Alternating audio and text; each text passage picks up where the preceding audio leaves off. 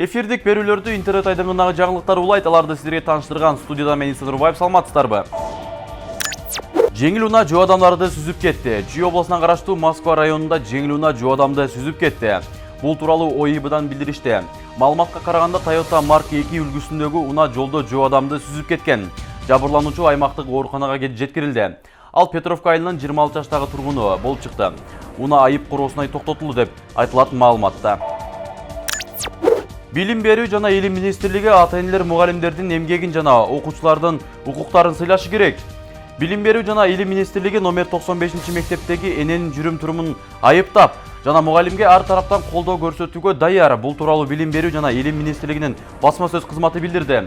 Азыркы учурда министрлик Бишкек шаардык мэриясы менен биргеликте атайын комиссия түздү. Ал номер 95 мектепте орун алган окуяны кылдат иликтейт. Билим берүү жана Илим министрлиги окуя болгон учурда мугалим мыйзамдуу түрдө милдетин аткарганын билдирет.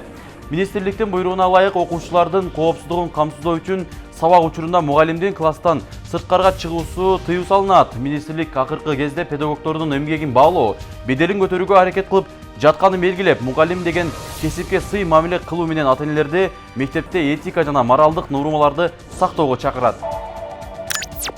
Коррупция менен жылына канча адам соттолгон? 2014 жылдан 2018 жылга чейин Кыргызстандагы коррупция үчүн 46 адам соттолгон. Бул тууралуу Улуттук статистика комитети маалымдады. Ведомство 5 жыл ичинде укук бузуулар жөнүндө маалыматты жарыялады. Жыл сайын соттор 7,7 миң адамга карата өкүм чыгарган.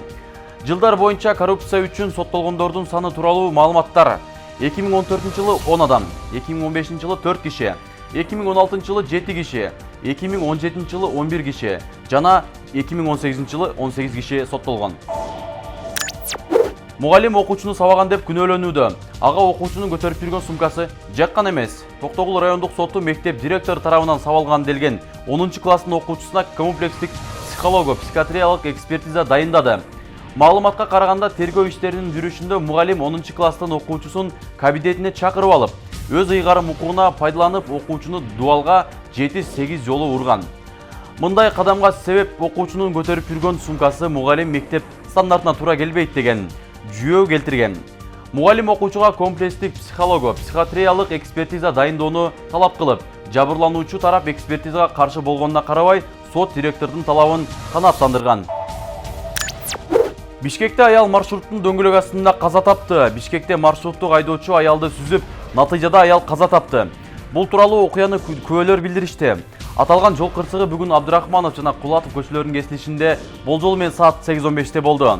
Аял маршруткадан чыгып, машинанын дөңгөлөгүнүн алдына жыгылып, андан соң айдоочу көңүл бурган эмес. Жаракат алган аял тез жардам келгенге чейин ошол жерден каза тапкан.